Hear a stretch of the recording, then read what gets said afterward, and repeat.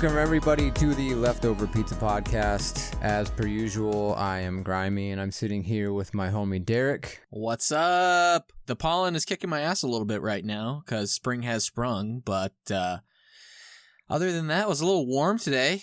You get out and do anything fun in this nice weather we've been having for literally one day? Unfortunately, I did not today.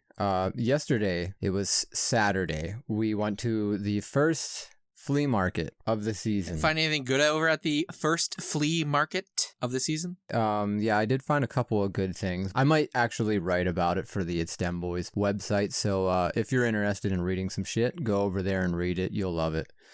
I did find some pretty good stuff. Found a couple of toys, a couple of VHS tapes. I'm trying to think of what else. A couple of Happy Meal toys, too. Just some, junk that I probably don't need but wanted.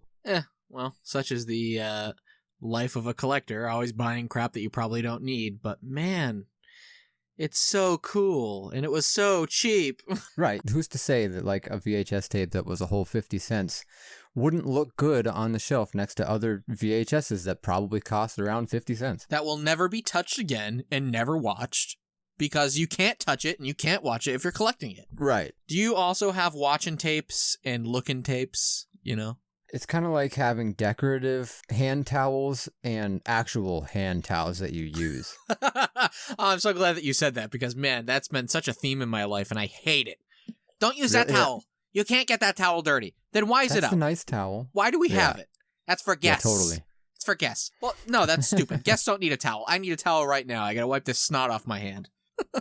So it's not quite summer yet. It's still kind of, hit and miss when it comes to the weather. There is one thing, however, that we can absolutely enjoy right now if we wanted to, and that is going to the drive-in. Oh, yeah.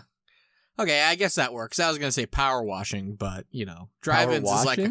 Yeah, power washing. Okay. You get out the power washer and you start obliterating some beehives.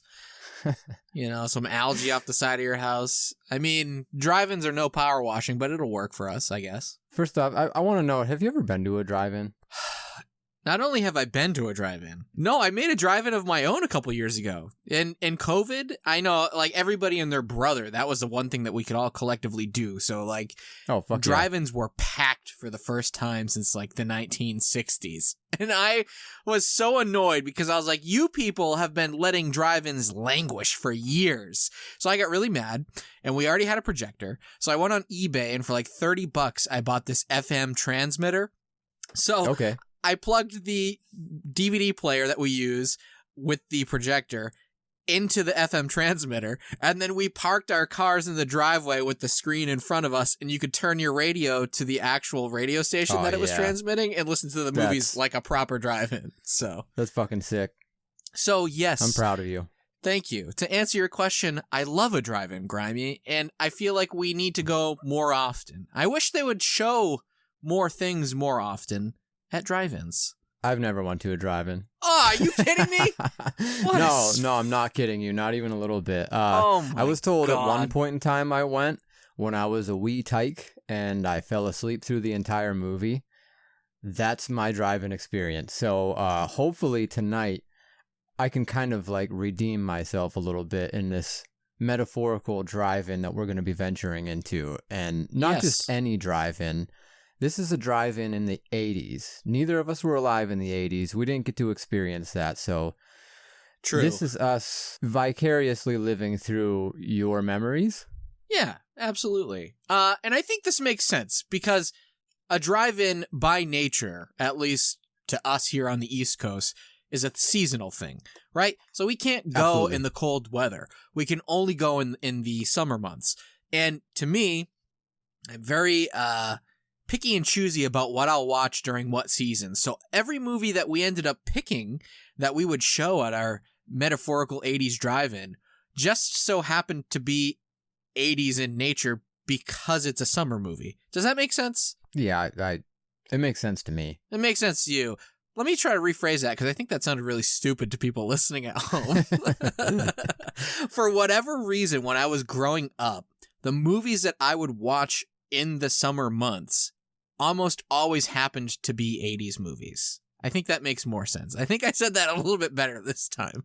Yeah. So, even if we weren't traveling back in time to the 80s tonight, we would be watching 80s movies anyways, because that's just a perfect marriage. It's the peanut butter to the chocolate, the 80s movies to the drive-ins, if you will. It's the spaghetti and lamb chops. What, you don't like lamb chops? Tuna fish? Listen, I will say it was tough not being able to throw Big Daddy onto one of those screens, but honorable mention, Big Daddy. There are plenty of movies I wanted to stick on this one, but none of them would have worked, I don't think. So without anything further, you feel like getting into this? Yeah, no, I think it's about time to start jumping in and talking about what movies we'd show at our little 80s drive-in. 4 picks each, 8 2 picks screens. total. 2 screens each. 2 screens. We're going to have an adult screen and a children's screen. Family, children's, because I feel like that's kind of standard at drive-ins. Aside for the families, aside for the teenagers who just want to make out and ignore what's on the screen. So 2 double features per person, 8 movies total. I'm ready to jump in whenever you are. Since you went first last time, I guess I'll just do the honorable thing. Go first this time. You're so sweet. Right? Did I tell you about the pool here? For Daniel LaRusso, Is this the only pool you guys got? the future seemed far from terrific. This place is a dump. You should go back to New Jersey. Hey, I know it's hard, but we're not quitters, are we? Until he met the right girl. She's beautiful. I say she's beautiful. I think she's beautiful. All right, Derek. So I'm going to start with the family-friendly screening first. And disclaimer, I steal all of my movie descriptions from IMDb and Wiki and all that stuff. So if it sounds like I'm reading something from there, that's probably why. No, okay, fair. So this first one's the Karate Kid. If you haven't seen The Karate Kid before, you need to see it right away. It's one of the best, in my opinion, one of the best summer 80s films. So, The Karate Kid is a martial arts romantic drama film directed by John G. Avildsen and written by Robert Mark Kamen, starring Ralph Macchio as Daniel LaRusso, Noriyuki Morita as Mr. Miyagi, and Elizabeth Shue as Allie Mills. So, Daniel is new in Los Angeles and is getting picked on by the local bullies who all happen to practice karate. Could you imagine being picked on a bunch of people and it's just like they all are like black belts in karate? Yeah, I don't think it's very realistic, but I suppose that's part of its charm. Yeah. So, determined to stick up for himself, Daniel begins to teach himself karate, only to discover that the caretaker of his new apartment building seems to be a grandmaster in karate himself. Agreeing to teach Daniel, Mr. Miyagi shows him that there is more to karate than violence, and perhaps the best way to solve the problem with the bullies is in the All Valley Karate Championship Tournament. Well, what luck. You move cross country and you post up, you're getting picked on by a bunch of karate kids, and then all of a sudden, the super in your building's like, I'll teach you how to kick those kids' ass. I'll teach you right now. He's like, hey, you listen, I got you. Just wash my cars. Build my decks. Wax my vehicles, okay? And pretty soon, well, I'll have a bunch of free labor, but you won't get your ass kicked as bad as you were gonna get your ass kicked. Today's day is the sweatshop. Hey, Mr. Miyagi, I don't know about this. Hey, oh, whoa, hey. I love this movie. You ever notice how Brooklyn, New York Ralph Macchio was? I mean, with a name like Ralph Macchio, like he had to be. Oh, yeah. But, man, that's part of the charm of this movie. He sounds like friggin' Tony Soprano, but he's just like a little scrawny kid. Oh, yeah, definitely.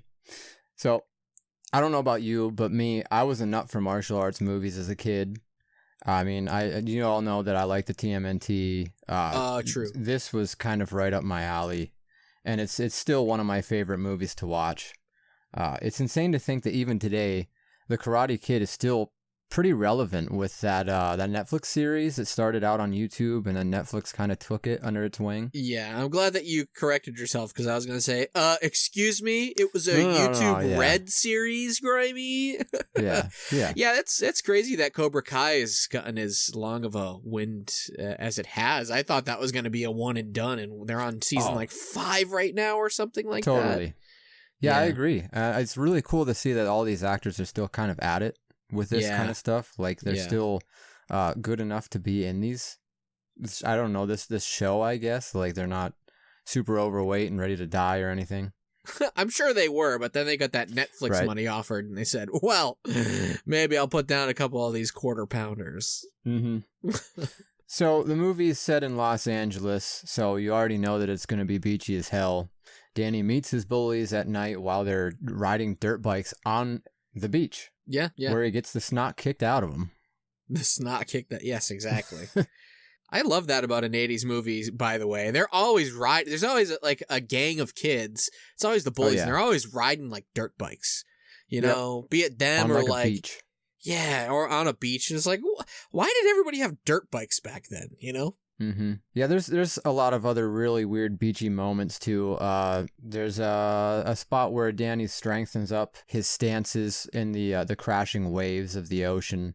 Then in the same spot, he gets on top of this boat and has to learn balance, and he's just like balancing on this rickety boat's edges, while Miyagi's like giving him basically like earthquake tests. Then there's the spot where what's his name, Mr. Miyagi, is just like doing the crane scene. You know what I'm talking about, right? Yeah, I know what you're talking about. On top about. of that little post. Yeah, I found myself doing that quite a bit as a kid, that pose. Right. Yeah. Anytime that I was standing on like my couch when I shouldn't have been, I was doing that and pretending that I was on a beach in SoCal, you know? It's sunset, and here's 5-year-old Derek standing on his couch, but really, I'm mentally on a beach in SoCal. I got the crane stance going. I'm trying to jump. I have horrible balance, by the way. And I did when I was a kid, too. So I was just falling off the couch like 4 or 5 times a day. My mom was like, what the hell's that kid doing? Is he watching The Karate Kid again? Right. And that's kind of iconic, too. Like, when you do that little stance, no matter what you're doing, everyone immediately thinks Karate Kid, right? Absolutely. Absolutely. And it was used on, like, all kinds of promotional artwork, all kinds of stuff. I mean, you see that. It's Karate Kid. Oh, absolutely. Another thing I want to speak about is the soundtrack. They have all kinds of good beachy songs to go in the soundtrack, like Bop Bop on the Beach, You're the Best, Feel the Night, and we can't forget Cruel Summer. One of the best summer songs there is. Oh, I didn't realize Cruel Summer was in that movie. Oh, yeah. I remember You're the Best, because, man, You're the Best. What a song. Yeah. But, yeah, right? I forgot about that. Wow. Iconic. Yeah, I watched that movie so much when I was a kid, and, yeah, you're totally right. Perfect summer movie, for sure. Mm-hmm. So I want to mention a couple little trivia points here. Ralph Macchio and many other people thought that the name Karate Kid was cheesy and hokey, which, you know what? Now that you like, when you really sit and look at it, I kind of agree. Like, I get it. But at the same time, this is like one of the quintessential martial arts films. So it's like, you can call it that. Nobody else has really done it yet. True. He's the Karate Kid. Yeah. Now, I think that it was cheesy and hokey when they called it the same title, the Jaden Smith one. Yeah. From a few years ago. Boy, but we don't talk about that. Mm-hmm. I was worried for a second, Grimey. I thought you were picking the Jaden Smith one. And I was absolutely not. No. About to quit this podcast on you, but you redeemed yourself. That wouldn't have been very 80s of me. It wouldn't have been very 80s of you, yeah. Right. I noticed it was kind of a trend, though, too, to do the whatever kid. There's also a movie called The Skateboard Kid. I've never heard of The Skateboard Really? Kid. Oh, it's horrible, but horrible in all the best ways. Interesting. Yeah, more recently I've heard of Turbo Kid, but that's the only one that comes to my mind. Right. Another interesting fact, in countries where karate has bad connotation, the film was named The Moment of Truth. Okay, I kind of like that. I mean, I guess it fits, although not really. The Karate Kid's a way cooler title. Can you guess what the second and third movie were called? The Moment of Truth 2 and 3? Multiple moments of truth, huh? All of the moments of truth. All right. And then our last trivia here. Ralph Macchio still has the headband that he wore in the movie and claims one time when he opened it, moths came out. He also has the All Valley Karate Trophy featured in the film. Oh, yeah, I would take that too. I don't understand, dude, how people can do movies and not try to steal literally everything off the set when the movie wraps. You know? Oh my God, I would be stealing everything. Even if it turns into that, wow, what was that movie called? That John Travolta one, Battlefield Earth from back in the 90s. Yeah. Even if it was something as terrible as Battlefield Earth, I'd be stealing everything off that set. I'd be like, well, you never know. One day I might be able to brag about Battlefield Earth, you know? I played in this movie. This is mine. This is mine now. You don't get to keep it. You can call me if you need it again, but you can borrow it.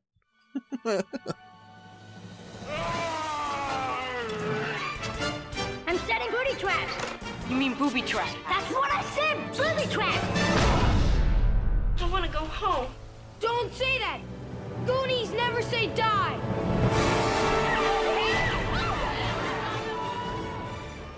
All right, Grammy. I like the Karate Kid. Good pick. Solid start. You know what my start here for our family side, my family side is going to be? What's your starting pick? Let's hear it. Never Say Die. Goonies, never Goonies, say never die. say die. Never say die. Hey, you guys. Yes. Do the truffle haven't- shuffle. Oh my God. Well, okay. Before I get into it, I will say, as a quick aside, I've never been a thin person, and I am really not even embarrassed to admit, just annoyed to admit that, yes, as a chubby person in the the years after the Goonies, you are asked to do the truffle shuffle by your friends, and fuck those guys. Yeah, You know? fuck them. Also, kind of funny though. I'm not gonna fault them. It is kind of funny. Okay. Yeah. So yeah, the Goonies, 1985. That is my first pick. We're starting off with a bang on the family side over here. Hell yeah. I think everybody already knows what the Goonies is all about, but I'll read this quick little descriptor in case you're somehow in the dark about what the Goonies is all about. Dude, there are people who have never watched the Goonies, and it's fucking scary. That is scary. That is scary. Those people turn into Ted Bundy, probably. You know, I'm no expert, but they probably end up as serial killers or something. All right. Yeah, my girlfriend. Yep. Whoa. You watch your back, boy. Sleep with Ted one eye Bundy. open. Anyway. So a group of young misfits called the Goonies discover an ancient map and set out on an adventure to find a legendary pirate's long-lost treasure. That was a quick blurb from IMDb. And I am just going to say straight up, I'm annoyed that they said a legendary pirate instead of using his full name, One-Eyed Willie. Okay. Yeah. It's kind of disrespectful, a little bit. It is. But a little bit disrespectful. But, yeah, I mean, what to say about the Goonies? I think it's like a perfect coming-of-age film. And the summer vibes here are just, chef's kiss. Oh, yeah. Excellent. Just oozing. Doesn't get you better start than the this. movie. You start the movie, and it's just Cyndi Lauper. The Cyndi Lauper song, by the way, I think I read years ago the song Goonies, The Goonies Are Good Enough, and it's like an R like Toys R Us.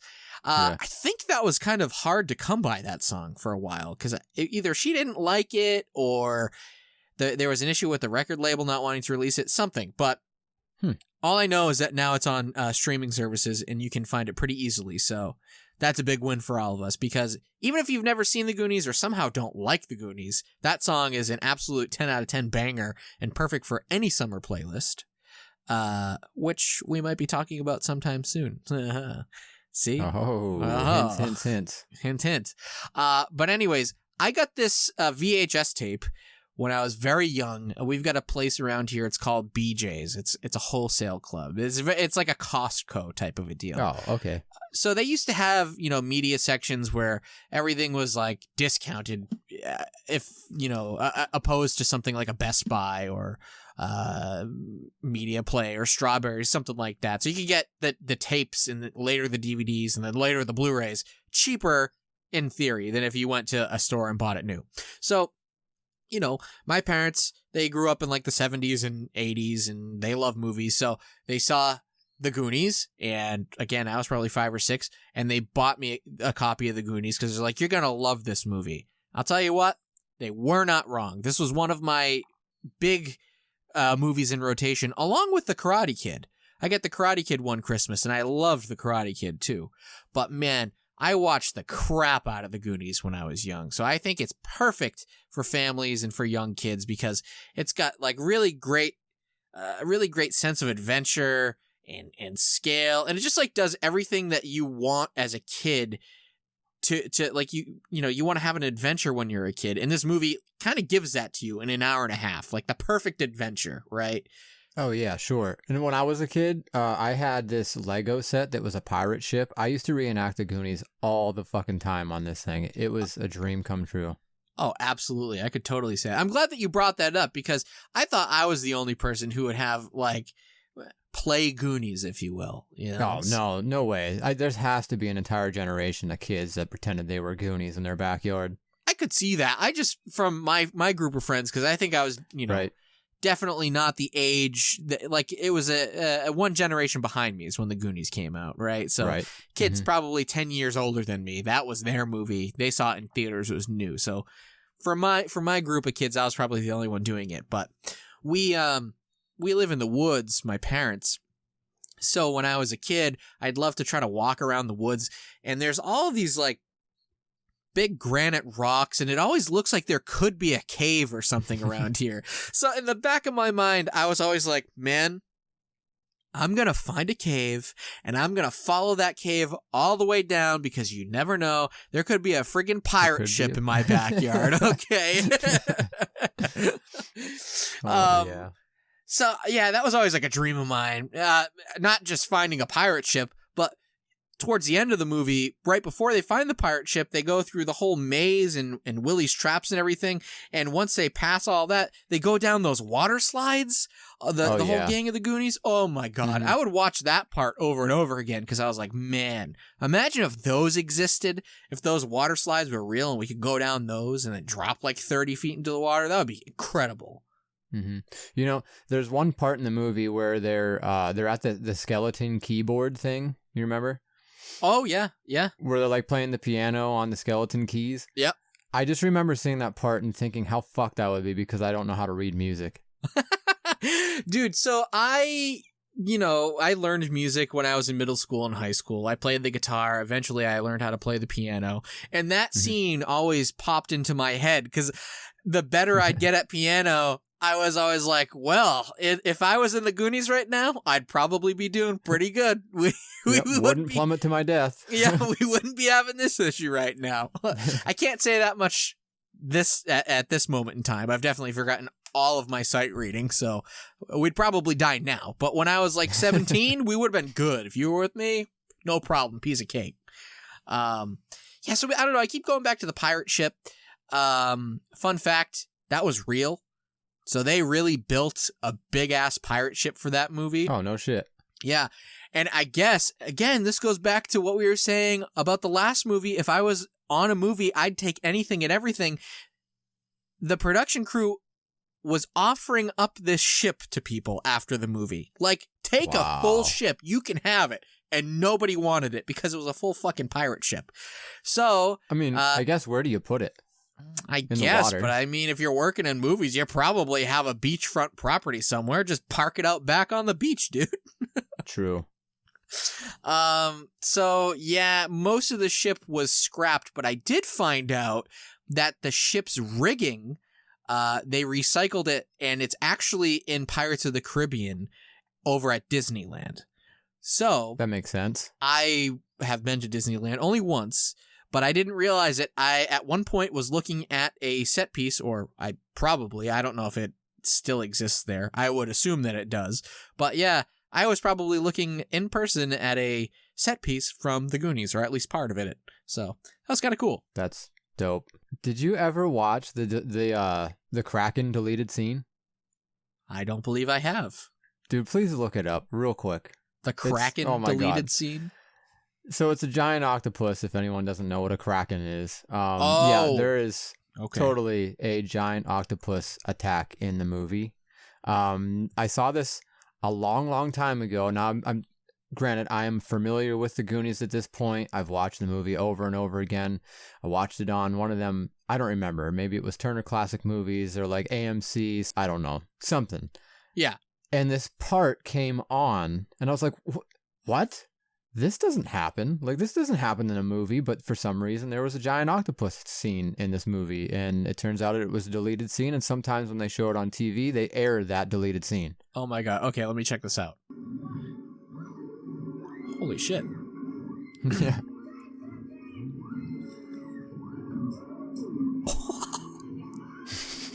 Oh my god! Ew!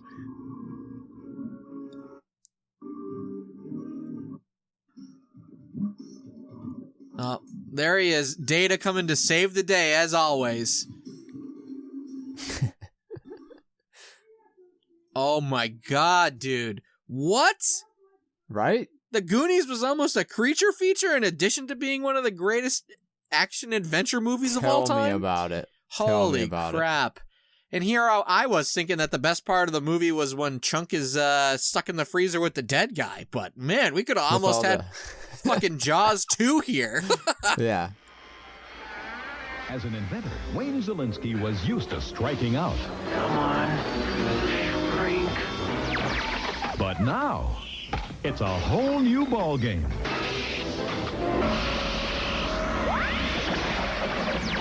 The machine works. Do the kids know?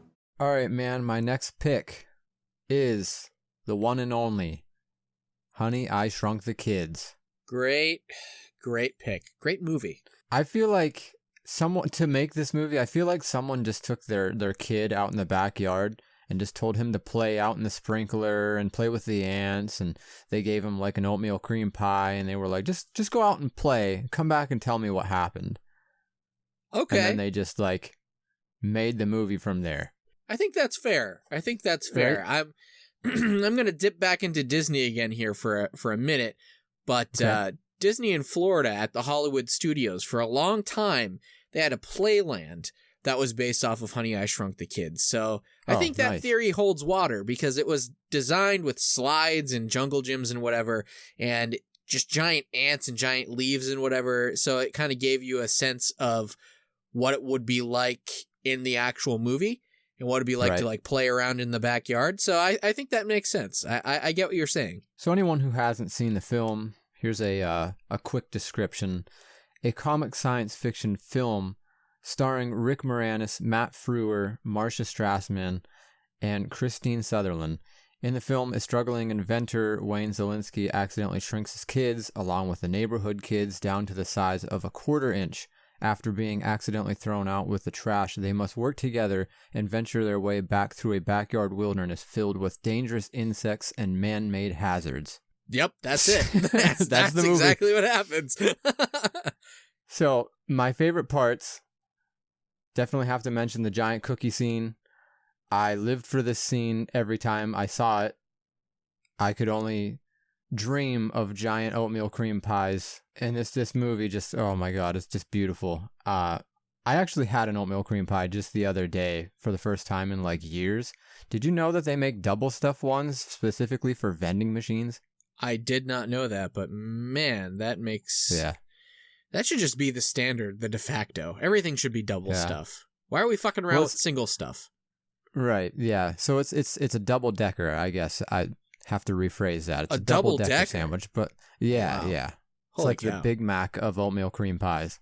So that kind of brings me to my next favorite scene is where they're meeting the ant. He's on top of the cookie just kind of getting some food, and they take it upon themselves to wrestle him down. They're like jumping on him like he's a mechanical bull, and they're like getting thrown off, and they end up being friends with this thing towards the end of this fight, and then there's the sad scene where he dies. Really, really stressful scene. There's a lot of stress in our lives as children, Yeah. you know? I don't think kids these days have as much stress when they're watching movies, and it's a shame. That's why we all developed anxiety disorders, and I was going to say we're better for it, but I don't know about that. I don't know about better, but we definitely are all like Alive. Probably still battling with PTSD. Yeah, we are existing. That is something that I can say. And then there's the sprinkler scene where Zielinski is looking around through the yard with stilts on for his kids, and he accidentally turns on the water, and that triggers the sprinkler. And like all the, to a regular person, it's just a sprinkler. But when you're Right. shrunk down 1/4 inch, these water bombs are basically like giant fucking grenades of water just splashing out. You could probably kill you if you got hit with them. Oh, for sure. And this brings me to our trivia. In an early version of the film, there was originally supposed to be 5 kids, and one of them was supposed to die in the sprinkler scene. Oh, wow. Could you imagine how fucked up of a movie that would have made that? Like, even worse than just the ant dying? I have to imagine that was Rick Moranis pushing for that, because he just seemed like the type of guy to push for edgy comedy, you know? Like, Disney Yeah, I had no think you're plans to kill a kid, and Rick Moranis is like, no, I think it would be good. Teach kids about death, you know? And they're like, not good, like yeah. this, Rick. Like, after I read that, I can't tell you how awful I felt. Like, I'm just like, so this kid dies. His miniature dead carcass is in the backyard somewhere. And we're just like, we're happy because we got the other 4 anyway. Dude, imagine if that actually played out, and then at the end they had to grow his dead corpse to real actual size. Oh man, what a grim scene that would be! Just all blue But then they and accidentally bloated. blow him up. Oh god, that could have been even worse if it was a sequel. Honey, I Blew Up the Kid. Honey, I Yeah. Blew Up the Corpse. Just giant rotting corpse in the backyard. You know. Honey, I Blew Up the Dead Kid from Next Door. So the next trivia here, an animated short film, Tummy Trouble, starring Roger Rabbit, was shown in theaters with the film during its box office run. This cartoon also managed to make it on most of the VHS tapes, I believe. The copy I had actually I have a copy here still that has that cartoon on it. I love anything and everything Roger Rabbit. He's so underutilized, and I love that for some reason they threw him on this VHS and in this original airing. They really were trying back then to make Roger Rabbit a thing. And I think it was working. People liked Roger Rabbit, so I don't know why they scrapped it at some point. They really should have stuck with it. He could have been as beloved as Mickey Mouse these days. Anyways, so my last little bullet here. Chevy Chase and John Candy both turned down the role of Wayne Szalinski.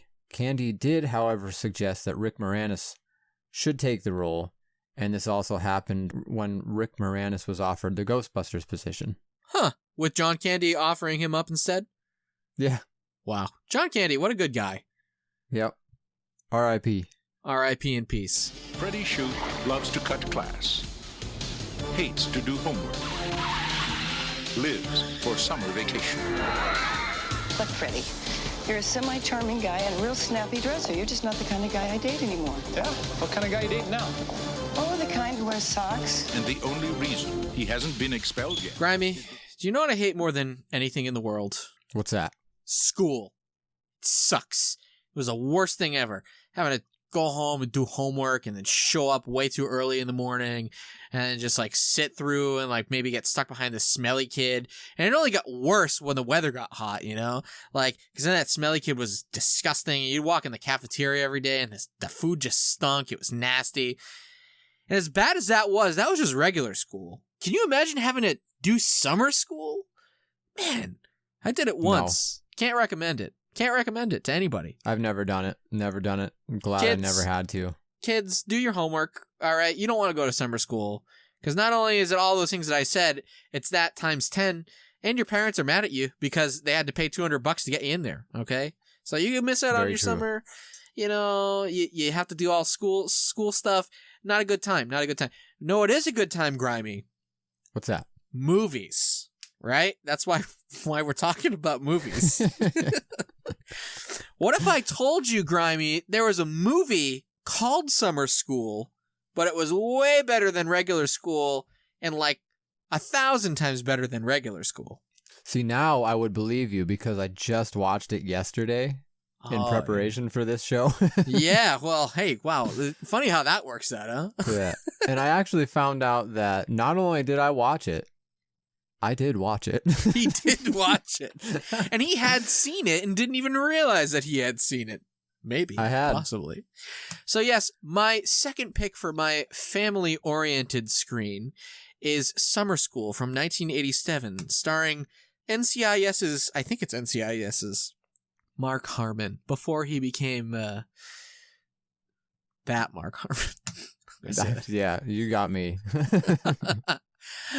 Anyways, I picked this movie because it's slightly more mature. So it's a little bit more mature than the Goonies movie, but it's still okay for kids to watch. All right. Yeah, it's borderline. It has some like adult moments, but it's not so bad that like a kid would be like, wait a minute, that's not supposed to be in there. We shouldn't be watching this. Exactly. And I'm proof of that because I also grew up watching this movie. So in my summertime, I was watching the Goonies and I was watching Summer School quite a bit. But I did think that it was the appropriate choice to put as the second film because, you know, maybe some kids aren't going to be down with this, or maybe they'll fall asleep by the time certain things happen in the movie, and that's okay. But it's still a great watch for kids and for the adults in particular. So let me give you a little background, okay? So Freddie Shoop, okay, this is Mark Harmon, that's his name. The gym teacher has to teach remedial English in summer school if he wants tenure, okay? So this is a whole career thing for him. If he wants to get tenured, he has to teach summer school in a subject that he's never taught before, again, because he's a gym teacher. As he can only teach gym and his students want fun, emphasis on field trips, until he's fired unless all the students can pass the test at the end of summer school. So that's the whole thing. If he wants to get tenured, he's got to actually teach these kids a subject that he's never taught before, and as long as they pass, he can have his tenure. And the principal is gunning for him this whole time and hoping that he fails, and man. So that's the basic plot description here. It's just a fun movie overall. Those of you who are listening, maybe you've never heard of this movie, but I can almost guarantee that most of you have seen Ski School. No relation, but it kind of does act as a fun sequel in a way, like a pseudo-sequel. Both star Dean Cameron, all right? So you definitely know who Dean Cameron is. Especially if you're a fan of an 80s comedy, but he's just like your typical lovable 80s goofball. Perfect. Yep. And his partner in this movie, he's one of the kids in the class, obviously. His name is Dave. So, Dean Cameron's name is Chainsaw. So you got Chainsaw and Dave. And these are two kids who love horror movies. The Texas Chainsaw Massacre is their favorite movie of all time. They're just a bunch of goof-offs, and it's like a whole class full of, there's the foreign girl who you might notice from, the first Is she from Austin Powers? Austin Powers, She's the first movie. A lot movie. of vagina? A lot of vagina, yes, exactly. I knew right away, I was like, this girl's hot. I was like, oh wait, that's that girl. Is that a Lata? Yeah, I was like, oh my God. She's never ages, apparently. Exactly. So she's in that movie. Other 90s and early 2000s people, especially if you're watching According to Jim, will notice that Courtney Thorne Smith is in this movie in a very prominent role as one of the students. She just wants to surf, man. She can't be bothered to learn anything. She just wants to surf. And also screw her teacher. Yeah, that's the only thing that really weirds me out about this movie. Yeah, that part, I got to that part and I was like, well, this got kind of weird, but yeah, they kind of like sidestep it pretty fast. Which is good, because if they spent any more time on that, it would be drug out. Oh yeah, it's a little totally yucky. Weird. There's also another kid, and I don't know if you noticed, but he's like the mama's boy. He's kind of preppy and like a doofus. Grimey, did you notice who that was? I didn't know who it was, actually. Who is that? That is the voice of Invader Zim. Really? Yes. I did not see that coming. Yeah, so it's got a pretty stacked cast, pretty eclectic, and it's just funny, man. It's a good time. There's just so many great bits and pieces. The one that always sticks out to me is, again, I mentioned Chainsaw and Dave. They love horror movies. They love special effects makeup. That's their thing, right? Of course, they're growing up in the 80s. They've got all this great stuff brand new from like Tom Savini and Rick Baker. Absolutely. Right? So they're growing up on these slasher movies. I can understand where they're at this point, right? They've got all these great influences. So one scene in the movie, they need to scare off a substitute teacher, and they make everybody up in the class with like special effects makeup. So like one kid, that's the one that always sticks out in my mind, is his eyeball is hanging out of the socket and he's got a pencil dragged through it. And then, you know, everybody else has all these other things. They all look like they've been murdered or something. It sends the substitute teacher screaming out of the room. But after that scene ends, the kid with the eyeball, he plucks it off and he eats the eyeball because it's a gumball, which I always thought was so cool when I was a kid. So this scene actually, like I said, I watched this before. Yes. But I didn't realize it. I was super young. But this is the scene, and the following scene is what brought it all back to me. Okay. It was the brutal scene there. And then, like, directly after, they go to their teacher who was fired. Or quit, right? He quit? I think he quit. Yeah. Right. They went to him on this beach, and they're still dressed up in their, like, gore. Right. And the one girl, she has like a ruler stuffed in her mouth, so her mouth is all like rectangular, and it looks really, really good. I just remember her trying to say please with this crazy like makeup on. It brought it back instantly. Yeah. And I'm glad that you're mentioning Chainsaw and Dave. They are definitely my two favorite characters in this movie. It made me wish that I was in school again as soon as I saw their locker with like the giant pinup of Freddy and like all the different magazine clippings that were all tore out and just taped up. Oh, it was just beautiful. Loved it. Really put me back in my feels. I get that. So you brought up their locker, and I'm glad that you did. Did those lockers look familiar to you at all, Grimey? They sort of did. Why don't you tell them where they're from? All right. So this same school that they filmed Summer School at was the school that they filmed The Karate Kid at. So a tie to one of your movies, which I thought was pretty cool. I love how they recycle all these little things from different movies. It's so cool. It is cool. And just one last quick tidbit, I guess.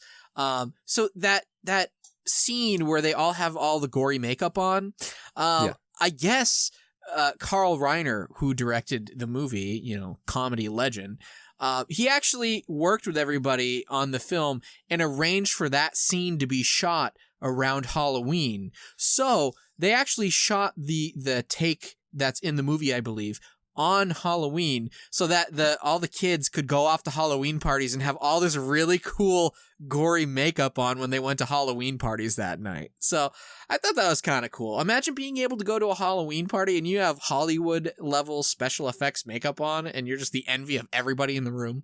Oh yeah, that would be great. One little thing I wanted to add to the trivia here. When the teacher is sitting down in the office with the principal kind of like getting yelled at. Yep. He's drinking a can of Diet Slice. You don't really get to see the whole can, but you see the top of it and you know it's Diet Slice right away. There is another scene just after the one girl had her baby and they're all sitting around together talking about the baby, and she's like, yeah, I had it, but I'm giving it up for adoption, so I won't be letting you guys meet it, and blah, blah, blah. Yeah. They are all hanging out drinking New Coke. New Coke. I am so glad that you brought up New Coke, because I don't have much left to say about Summer School, other than that it's a 10 out of 10. It's perfect for this drive-in, and if you haven't seen it, you need to absolutely watch it this summer. But Grimey, the movies are over from our first screen. I kind of want a snack. Time for some food? I think so. Let's all go to the lobby. Let's all go to the lobby. Let's all go to the lobby to get ourselves a treat. Delicious things to eat. The popcorn can't be beat. The sparkling drinks are just dandy. All right, so we're at the snack booth. What snacks are you getting, brother? What snacks am I getting? Well, that's a really good question, because I think if anybody knows, the drive-in is like the ultimate place to have snacks. Not because you can buy snacks from their overpriced snack shack. You know, that's one part of it. But you can also bring anything that you want, and they can't stop you like the regular movies can. Wow, you know, I didn't even think about that. Like, it's like I said, I've never been to a drive-in before, so this didn't even register in my brain. Like, we steal snacks and throw them into the theater somehow. Yeah. But this is a new level. Wow. Yeah. Well, I'm let me teach you intrigued. my ways, young Padawan. Teach me. Okay? Teach me your ways. Because not only do you get away with bringing a car full of people to 2 movies for like $25-$30 depending on where you're going, okay? That's beating theater prices straight off the bat if you're taking enough people with you. Yep. But right away. We always used to pack a cooler with us, okay? And I mean, that thing was packed to the brim. And sometimes we'd even take a little mini grill with us. So I was just going to say, did you take a grill? 'Cause, sometimes. Ideas. Depended if we had already eaten or if we were getting there early, because usually you get there early because it's just a big open field. You know, maybe you throw around the Nerf ball a little bit, toss around a Frisbee or something, and your dad's off over at the car. He's cooking up some hot dogs. That's the most summery thing I've ever heard, I think. Like, yes, hanging out at a big screen, roasting some weenies over a fire. It's prime. You have to try it. You have to try it. And now that we're back in this 80s mindset, we can get anything that we want at the Snack Shack, or we can bring anything that we want with us. So I like it. Here's a couple things that I would bring or buy, depending on what they had. You know, sometimes their selection isn't so great. So the first thing that I would bring back for my snack would be the Funny Feet ice cream bar. Have you ever seen this? I haven't seen this. No, I haven't. Well, I did some digging because I said, what's some unique 80s snacks that I've never had or I've never seen before? And I came across this. So it's your standard popsicle ice pop thing. What am I looking for? Ice cream bar? I think it's ice cream bar is what I'm looking for. That you'd get from an ice cream truck. But the thing about this one is that it's shaped like a cartoon foot. I'm not familiar with this one per se, but they made a lot of like foot-shaped ice cream bars very similar like this. What is this one called again? This one's called the Funny Feet ice cream bar. The Funny Feet. All right, so I'm looking at one right now on Google Images, the Funny Feet packaging. There's also Freaky Foot, and one of the probably the most recent one is Bigfoot, where it's the cartoon foot.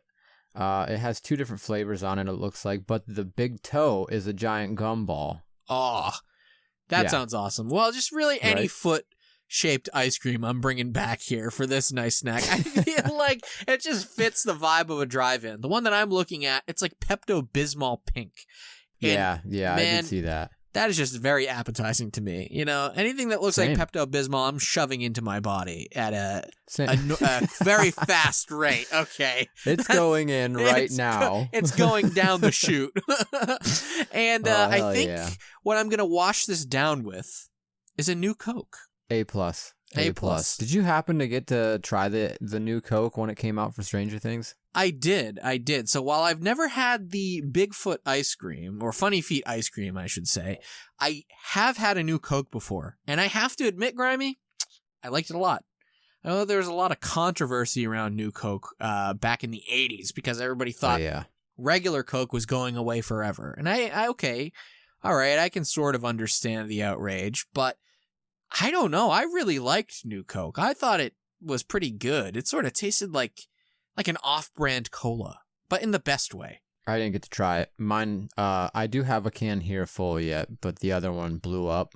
My floor got to try it in my basement. Oh, man. Yeah. That's so disappointing. I kept the can. The can's good. Well, I'll tell you what. If you go out and you get an RC cola, you're drinking the same exact drink. Okay. I'll hold you to it. So what about you? What are you getting over at the Snack Shack?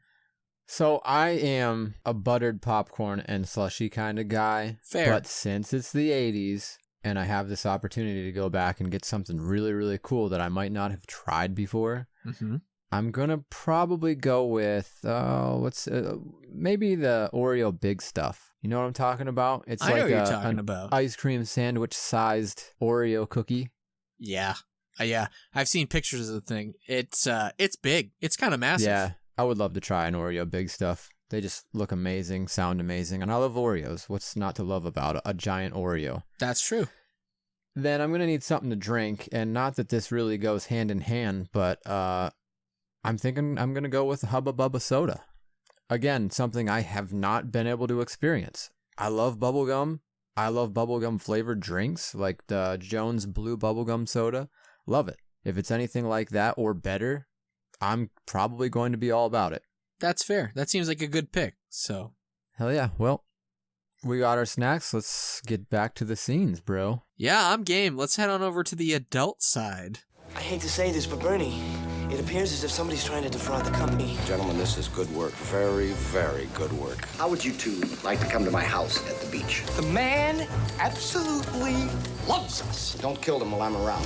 Forget the accident with the two guys. Take care of Lomax. Ow! Ooh, what was... So the first movie on our adult screening will be Weekend at Bernie's. You watched this one before? Yes, I love this movie. Weekend at Bernie's. So good. Utter classic. I understand why you put it on the adult screen. Not many kids know a lot about insurance salesmen. So. Right. Yeah. It is. I mean, I watched it as a kid a couple of times, but it's definitely more on the adult side. Yeah. So, a brief description. It's a 1989 black comedy film directed by Ted Kochev, written by Robert Klein. The film stars Andrew McCarthy and Jonathan Silverman as young insurance corporation employees, Larry and Richie, who discover that their boss, Bernie, is dead after they arrive at his lavish beach house. His lavish beach house. Lavish beach house. While attempting to convince people that Bernie is still alive until they can leave to prevent them from being falsely suspected for causing Bernie's death, they discover that he actually ordered their own assassinations to cover up his embezzlement. So, yeah, not so much something a child is going to be interested in. A lot of fraud going on in this movie, both about living people and also about insurance claims. So... Hey, Daddy, what's fraud? Well, son, it's what I'm going away for about 20 years. You'll find out soon enough. No, I'm just kidding. Yeah. So basically, two dudes struggling to keep their dead boss appear alive while they're partying with his carcass on a beach. A+.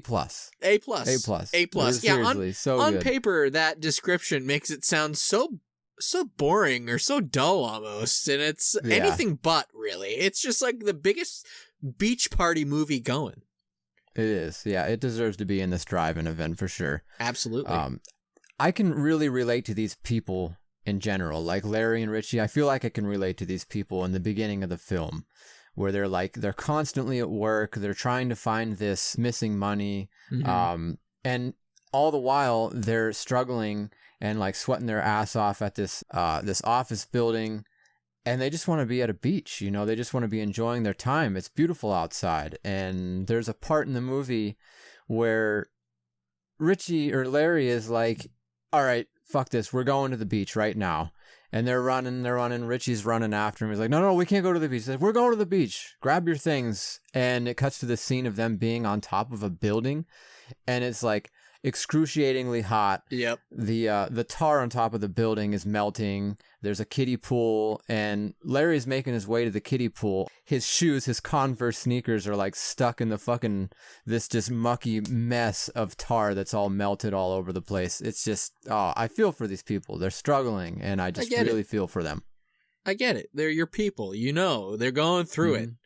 All the while, some fat cat is sitting at his beach house dying, trying to get them killed. Absolutely. They eventually get there. It's a good film. They get there. It's a good film.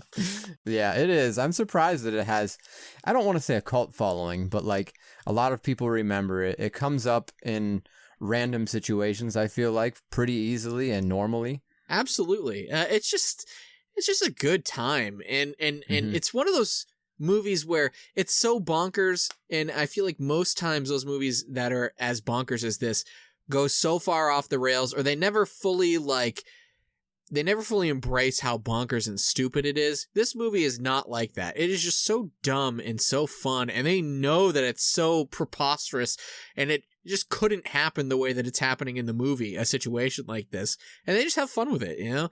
And Bernie, for being a dead guy, is the most emotive dead person I've ever seen in my life. Okay. Oh, yeah. The facial expressions alone are worth watching this movie for. Oh, I love the part where they're like stapling his toupee back on his head. Yes, absolutely. Oh my God, so good. My favorite part is when they've got him rigged up one morning out on the beach on the lounge chair, and like they've got the rope tied to his wrist so that they can be like 20 feet away and have him waving at people. That's always cracked me up. Mm-hmm. Kind of Ferris Bueller-esque, the beginning of Ferris Bueller, where they've got the mannequin set up. He's got it set up to make it look like he's sleeping and don't come in his room. Totally. So I really like going and finding out little bits and pieces about these films in like the early processes of them, and finding out who they were going to have play these other parts. Yeah. Now imagine this, if Corey Haim and Corey Feldman took the leading roles. Oh, if this would have been a two Corys movie? Yep, it was supposed to be. Dude, that would have been so good. I mean, I love what we got, but holy cow, a two Corys Weekend at Bernie's? That would have been their magnum opus. Yeah, this is a rare occasion where I feel like it would have worked. I don't know, what age do you think they would have been at around this? They'd still be pretty young, right? Like they kind would of have kids, been, right? Yeah, they would have been real young. They probably would have been like early to mid-teens. So younger than the cast that they already had, right? Yeah, they'd have to change the story a little bit away from the whole insurance salesman thing, but it would have worked. I think it's a basic enough premise that they could have tweaked it and it would have still been fine. Did you know that the original working title was Hot and Cold?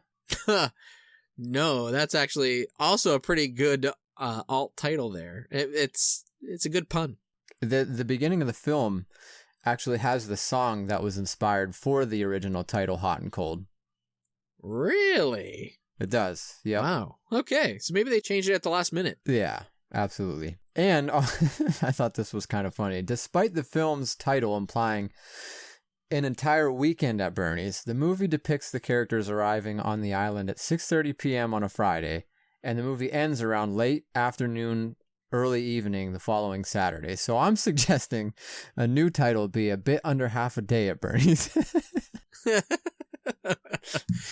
That doesn't quite roll off the tongue as well, I suppose. No, not so much. People, please, if we don't stop this and stop it now, we're going to do something we're going to regret for the rest of our lives. Doctor? Come on, what? Always do the right thing. All right, so I love your pick for Weekend at Bernie's. That's one of my favorite summer movies of all time. My first pick for our adult screen, it's taking it in a little bit of a different direction. I'm choosing 1989's Do the Right Thing, directed by Spike Lee. So this one, it's not really funny, though it has its moments here and there. But I just love this movie because it takes place on one of the hottest days of the year in Brooklyn. And man, you can feel the heat on the screen. I know that you watched a little bit of this movie the other night. You get that vibe? I did. Yeah, I do. In fact, I felt like I was watching a live action adult Hey Arnold if the episode Heat was filmed as a movie. Fair. Okay. Yeah, I can totally see that. Great episode, by the way. Like all the different stereotypes. Like they have every Black, Hispanic, Italian stereotype you can think of in this film. Yeah, absolutely. And they play it up a little bit, obviously. And I think that was kind of the point because they really wanted to drive home the idea of the diversity in the neighborhood. Yeah, absolutely. Which is, it's cool. And I mean, it's of its time, but it was also sort of ahead of its time because it sort of almost feels like a modern movie, like it has a modern message, which it does. I don't know what that says about our modern society that, these things still apply 30 years later. Maybe we should work a little bit harder here. But all that aside, I think my biggest takeaway from this movie, other than the message, which is kind of important and everybody should watch this movie, I think, at least once, it's the fashion, man. This movie is like the most 80s fucking hip-hop streetwear movie going. It is. It's so good. There's a part in the movie where they have the fire hydrant scene there. Yep. And this guy has this like cut off, it's like a Public Enemy tank top. Yep. And I was just like, yes. And Public Enemy, by the way, is playing the majority of this movie. Yeah. It's so like right off the bat, right when it starts, Public Enemy. And I was like, okay, This is a movie for me, for sure. One of the major characters, Radio Raheem, he's walking around the neighborhood. He's got the boombox on his shoulder. Yeah. He's got the square top, the flat top haircut. The flat top. Yeah. Eraser They've hair. all got their like 80s Jordans on and Nike Airs. Man, like the wardrobes in this movie are just outstanding. Like, I know it was what they were wearing back then, but like being a fan of that, I think both you and I, we love that style and that look. Like, this movie is dripping in it. Oh yeah, absolutely. If I could compare it to anything, it would be White Men Can't Jump. Yeah. Like, the attire is just very of that time, and it feels good to see something like that. Oh, absolutely. Absolutely. It's weird, man, because I love the idea of a city, but I never want to live in a big city, you know? Right. Oh, yeah. So this movie kind of gives me everything that I want. It gives me that feeling of living in a big city, in a time era where I'd want to be living in that big city, by the way. Oh, yeah. It wouldn't be the same now, for sure. It's not. Very different not at now. all. But, I don't know. Like I said, there's just a lot of characters here who are really good, and I just love them. And the beautiful thing about it is, like, they all have their flaws, and they show it on the screen. They're not trying to put any rose-colored glasses on and make it seem like, oh, well, but it's endearing. It's like, no, sometimes these people are really shitty, you know? Like, oh, yeah. Yeah, it's raw. Absolutely. Danny Aiello and John Turturro, they own the local pizza shop that Mookie, Spike Lee's character, works for as a delivery boy. And man, they are like the most Italian Brooklyn guys going, you know? And they're assholes, but like they also have a little bit of charm, you know, to them. Kind of like Tony Soprano, where at a certain point you hate that you love him, but you do, kind of a thing. Ozzie Davis as the mayor, walking around, he's just so charming in that movie, but he's a drunk like that. There's no way around it. Like, that's it, man. He's just like, he's looking for people to give him a little bit of work so he can afford to buy a beer to walk up and down the street with, and like, he's happy to do it. Like, he's happy to live that life. And it's just like a little bit of a slice of life, but it also has something more to say than a slice of life. Like, I know a lot of slice of life movies, they sort of just end, like they peter out, and you don't really get like a substantial conclusion. This sort of has a substantial conclusion. It's interesting because like you're left knowing that things need to change, but you don't get to see what those changes are. You just have to accept that, like, hopefully in the future there's a better future ahead, because this movie really comes to a big head at the end. And I don't know, I just think for like I said, just sort of wrap it up, like, it's just kind of a perfect summer movie. Just because of that heat. And like I said, you know, you get to see things like you mentioned, like the fire hydrant scene, which is just like really nostalgic, even if that you never did that. Like, I never did, but it just feels nostalgic, that whole fire hydrant scene. Oh, yeah. Well, I'm really glad that we're able to watch it again tonight, because I didn't get to finish it last night. Well, I think you're gonna like how it ends. It's really good. But so yeah, this one, with all the loud hip hop movies, music playing throughout it, it's gonna keep you awake. It's gonna wake you up. It's gonna get you set up and ready to watch your next movie that I'll have to play after this. Send more cops. It worked in the movie! Well, it ain't working now. Bring the movie line! It's not a bad question, Bert. It's not a bad question, Bert. It's not a bad question, Bert. The Return of the Living Dead. All right, so my last pick, our buddy Zach actually wrote a beautiful retro review for this one a couple years ago on the It's Dem Boys page, so be sure to check that out if you haven't before. It's really, really good. He put a lot of heart into it. And I'm talking about none other than the 1985 horror comedy Return of the Living Dead. Yes! One of I love my all-time favorite movies. It's debatable if it's just a quote-unquote summer film, but this does take place during the 4th of July weekend. It does, so it counts. In the majority of the film, people's faces are fucking covered in sweat. And I feel for them. And not just because they're being surrounded by zombies and they're trying not to get eaten. It's like 95 degrees out and humid. Yeah, definitely. When you mentioned that you could feel the heat in your last pick, like, I feel it in this film. Every time I see, like, a person's face, it's just, like, melting. That's fair. There's a handful of movies like that. This, Do the Right Thing, and my ultimate example of that, Predator 2. Because Predator 2, you can fucking feel the heat coming off that screen, you're right. man. Mm-hmm. Agreed. So the film tells the story of how a medical warehouse owner, his 2 employees, a mortician friend, and a group of teenage punks deal with this accidental release of a chemical called trioxin that produces a horde of unkillable, brain-hungry zombies onto an unsuspecting town over the 4th of July weekend. So these 2 employees are in the warehouse. One is being trained by the other, this teenage punk. He's showing him the ins and outs of this medical warehouse. They get to talking about the weirdest thing he's ever seen in the warehouse, and he starts telling them about how the Night of the Living Dead actually happened, with a few minor details flipped so they could avoid getting in trouble by the government.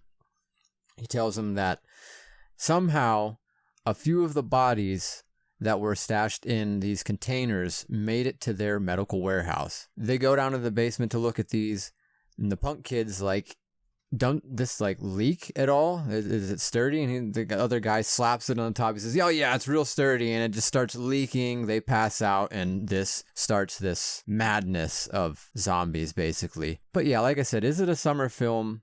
I think I'm calling it a summer film. I think that's kind of the beauty about this movie, man, is that you can watch it whenever you want. You can pop it on Halloween. You can pop it on in the middle of the summer because it does technically have that tie to July 4th, like you just said. Right.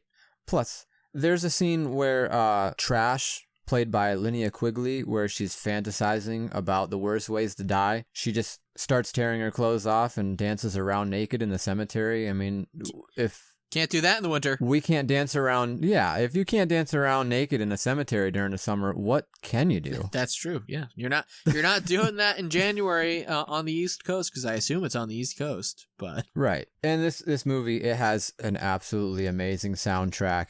Most notably, the Cramps track "Surfin' Dead," which also easily fits into any summertime playlist. True. And it's just a fun film. Like I mentioned, it's a horror comedy, which happens to be my favorite genre of film.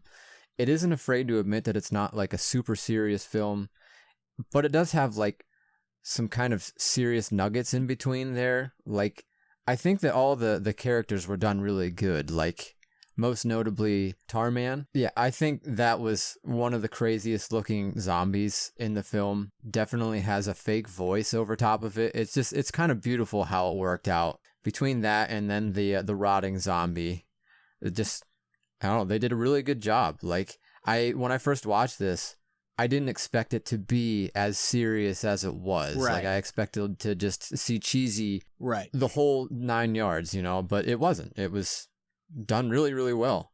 Absolutely. I was actually just talking about that scene with the rotting zombie the other day. I was trying to sell somebody on this movie, and I was like, no, it's really good. Like, it's got some really funny parts. More brains, calling for, yes, and send more cops or whatever, like send more paramedics. Paramedics, there we go. But like that rotting zombie, like, yeah, there's a really great balance of like really tragic and really funny because, man, that is tragic. Her sort of going into detail about how like existence is pain, and it's just like horrible being her. You're like, holy shit, wasn't I just laughing 2 minutes ago? Yeah, this movie actually like terrified me as a kid, and still, like, to think about it, when you sit and you think real hard about this, like, it still terrifies me. These zombies that are unkillable and basically unstoppable, and you don't die. Like, they still kind of seem like they retain their personality on the inside. Yeah, you're just a bit. a rotting corpse, but still somehow living. Like, oh my god, that's fucking nightmare fuel if I ever heard it. It is nightmare fuel, but yeah, I don't know. What an absolutely crazy movie, man, with the punks and everything. It's just The punks are like the Spinal Tap of this movie, where it's like, turn it up to 11. Like, let's not make accurate punks. Let's just make them absolutely insane, like caricatures of punks, which is so great, you know? But that's everything about this movie. It's just really great. And I'd also like to note that you're wearing a Night of the Living Dead hat right now. I don't know if you realized that or if that was intentional. Forever and always wearing this fucking hat ever since I bought it. Oh, my favorite hat. So I think this movie and the Dead series, it probably just runs pretty deep for you. So good pick. Agreed, yeah. So on to the trivia. This is the first zombie film to depict zombies running. It's also the first movie to depict zombies being unkillable. And it also invented and popularized zombies eating brains. Before, it was just flesh. Yeah. It wasn't just specifically brains. This movie is specifically the brains. For sure. I think it's important to note the running bit, because everybody likes to think that the Dawn of the Dead remake was where that originated, right? Because that was the big thing in the 2000s with all the zombies, is that, zombies are scary because they can run now, and they've never done that. It's like, no, they did that 20 years ago. Thank you, Return of the Living Dead. Yeah. Shit, I remember, that's just a giant pissing game. Like, I remember when World War Z came out, they were like, did you see them? They're super fast. And I'm like, yeah, but like 28 days later, yeah, this happened. They did that. That's true. But it's happened so many times. And I know I brought this up. This probably isn't even like the very first one. I mean, who the fuck knows? Well, IMDb, sometimes their trivia is a little wonky, so who knows? So this last little bit here I thought was pretty fucked up. Some of the zombie extras were paid bonus to eat real calf brains in the film. Dan O'Bannon didn't want the actors to do anything he wasn't willing to do himself, so he ate raw calf brains first in front of them to show them that he wouldn't ask them to do anything he wouldn't do himself. Ugh, man, did they at least get to season it or something? Like, I doubt it. A little soy sauce, a little wasabi, pretend like it's some sashimi or something? Sashimi? Oh, God. Calf brain sashimi. That's pretty gross. I don't think you'd ever catch me eating any calf brains. Poor cows. Michael and Sam have just moved to Santa Carla, California. They're about to discover its secret. Notice anything unusual about Santa Carla yet? No.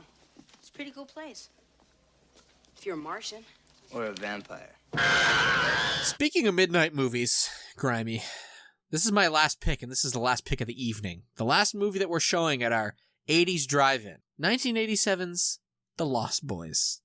Great pick. I just watched it today just to prep for this show. Yeah, I'm sure that's it. It's not like you don't watch it like every other week, right? No, I really do. I watch this movie so fucking many times. And like, just like our last pick, this is another one where I have to watch it during summer. Like, I don't watch it during Halloween. I don't watch it any other time. It's specifically summer for me. Like, there's a line, you know? Absolutely. Well, no, it makes sense. And when I see people saying that they're watching this for Halloween, it pisses me off. It's like, you are 2 months off now. Like, you should be watching this in July. This is a July movie that we should be watching, you know? Yeah, not I Halloween. definitely cringe a little bit for whenever I see them types of posts. Same here. Perfect summer movie, and like I said, it's a kind of a perfect midnight movie, mainly because the whole movie takes place at night, okay? We're talking vampires here, so there can't be that much that happens during the day. So I also picked The Lost Boys as sort of a compliment to Do the Right Thing, because Do the Right Thing, you know, it's kind of serious. I kind of wanted to lighten it up a little bit, but Do the Right Thing is a very East Coast summer movie, right? Takes place in New York, in Brooklyn. It's as East Coast as you can get. The Lost Boys, on the other hand, is the complete opposite. It's a West Coast film. All right? This takes place, I want to say, in Santa Barbara. Am I right about that? Santa Carla. Santa Carla. Santa Barbara, Santa Carla. Same thing. All the California listeners are like, well, time to shut the show off. These guys fucking blow. Santa Carla, the murder capital of the world. The murder capital of the world. That's right. Yeah, just a quick little synopsis. After moving to a new town, two brothers discover that the area is a haven for vampires. It's just so good, so iconic.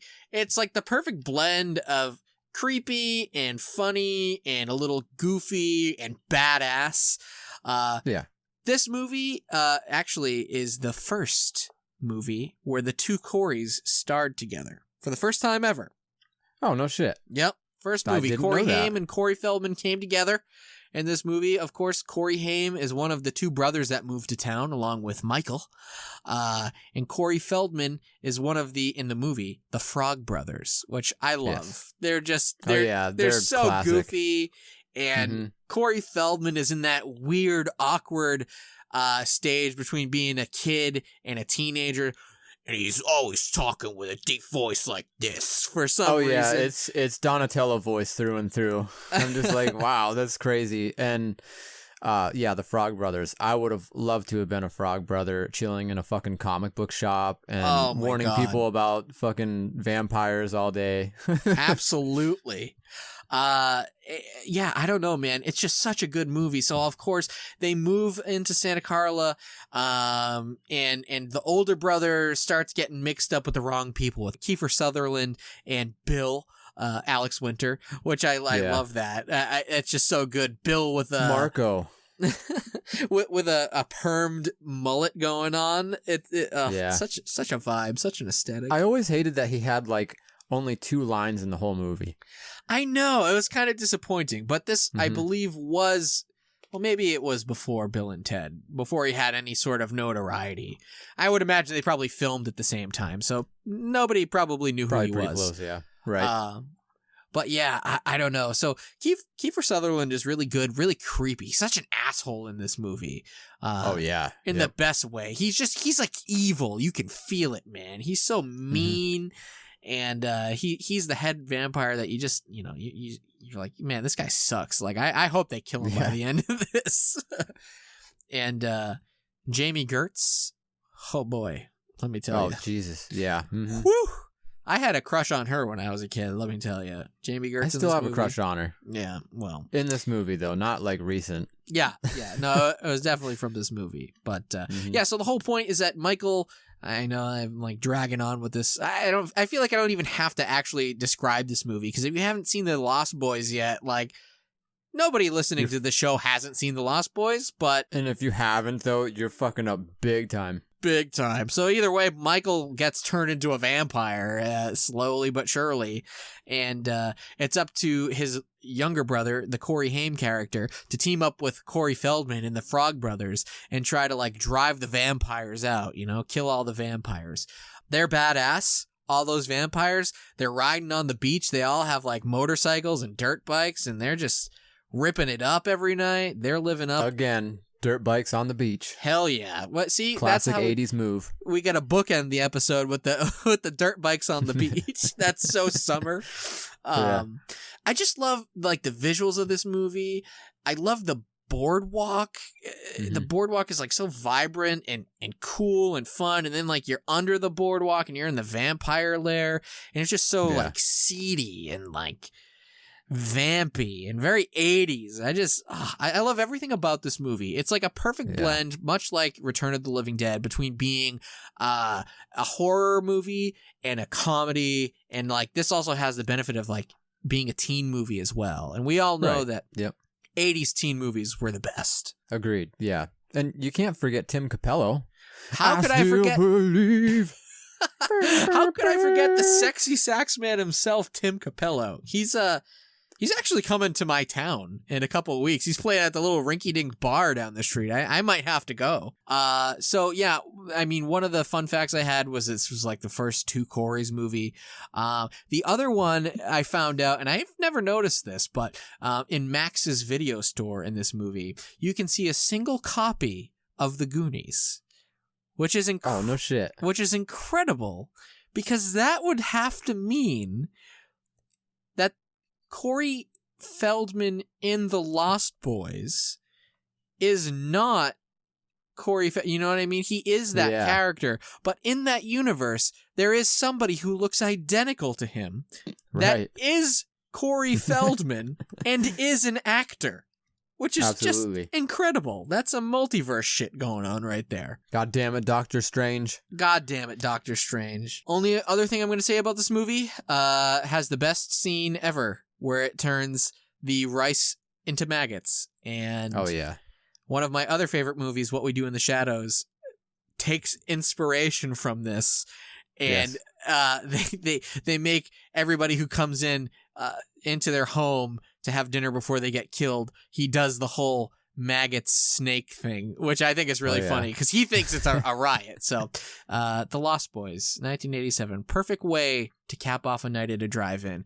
Great summer vibes, on a beach, at a boardwalk, spooky, funny. Great way to end a night. Also, just to throw a couple more things in there, the video store, there is a giant standee of Once Bitten in the background.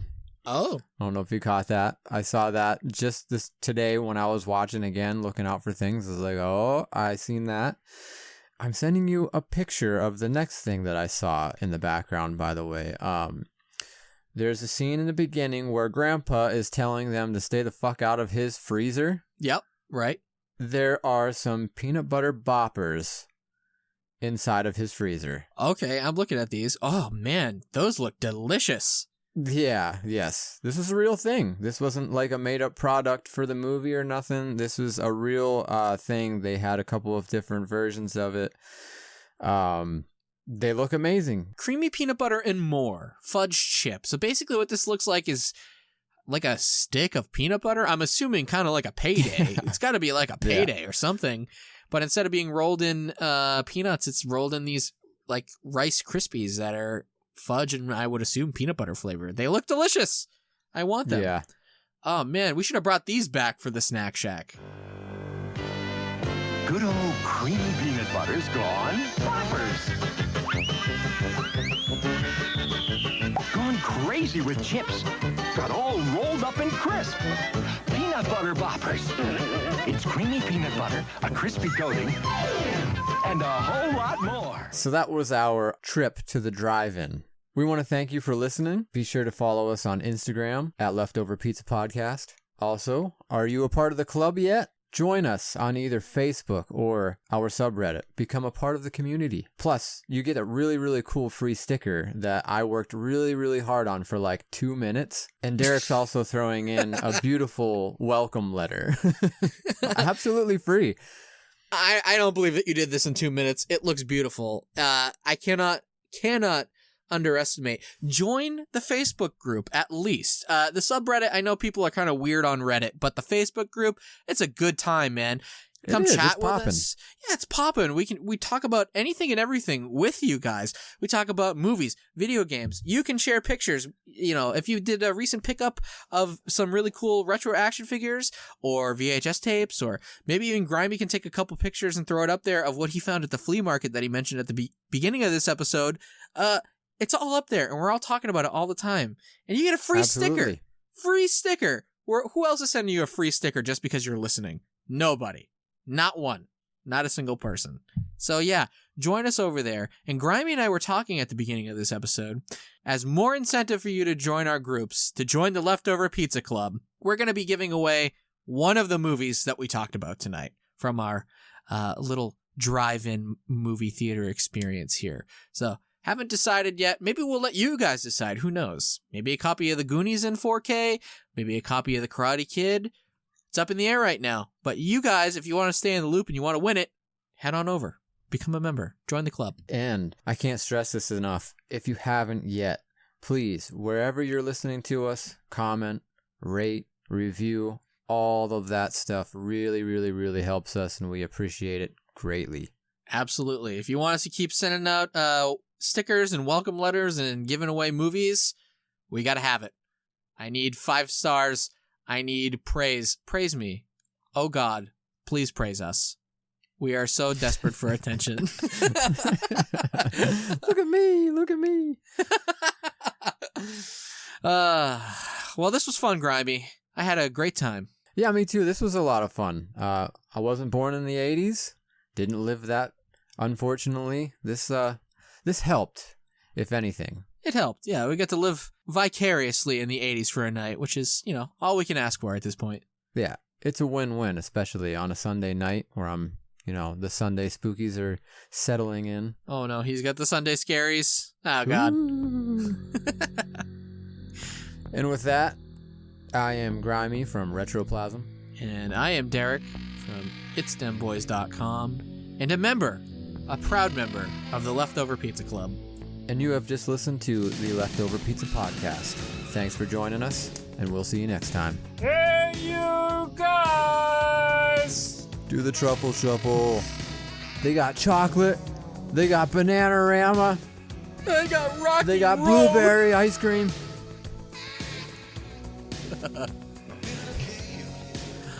All right. They're worms. That was good.